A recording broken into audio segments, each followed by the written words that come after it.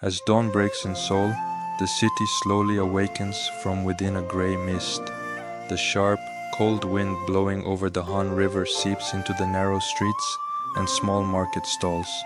Napa cabbages stacked on top of one another look pale and shy in the first light of morning. Beside them are bundles of garlic, fresh ginger, and that famous bright red chili powder. At first glance, they all seem like ordinary vegetables, but soon they will come together and transform into one of Korea's most powerful symbols, kimchi. Today, wherever you go in the capital of South Korea, you encounter kimchi. It is on the tables of the most luxurious restaurants, in office cafeterias, school lunches, and even on the table of the most modest home. In a small portion, it sits quietly beside almost every meal.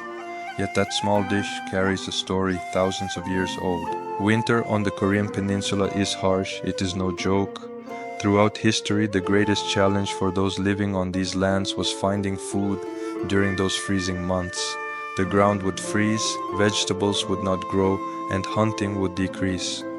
To survive, the abundance of summer and autumn had to be preserved somehow.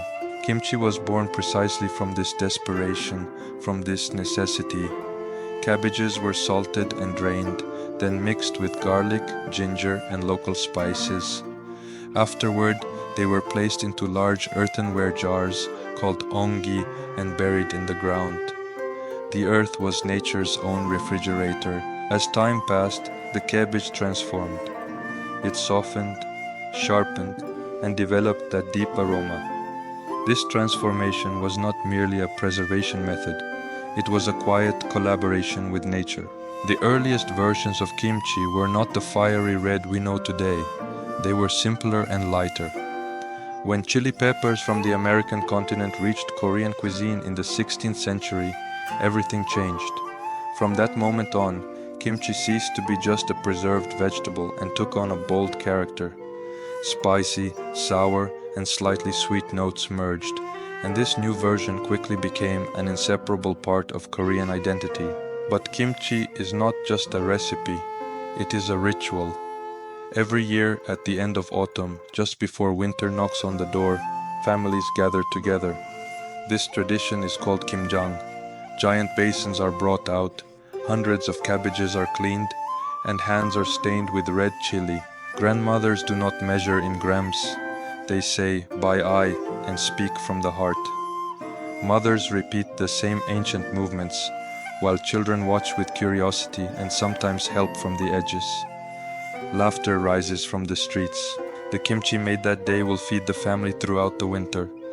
But what truly matters is not the cabbages, it is the time shared, the feeling of togetherness carved into memory. Difficult times have never been absent from Korean history. Occupations, wars, economic crises. During the Korean War, millions lost their homes. Cities were reduced to ruins, yet kimchi was always there. It was carried in refugee camps, in soldiers' bags, inside small tin containers. Because kimchi did not simply mean food, it meant home.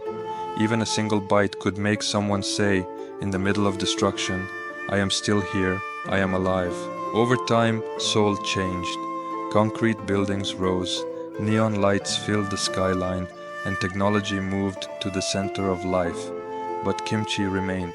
Today it may be mass-produced in giant factories, and supermarket shelves may overflow with brands.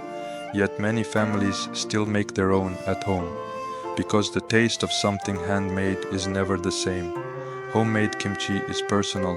It carries the family's palate, patience, and fingerprints. The most magical aspect of kimchi is that it is a living food.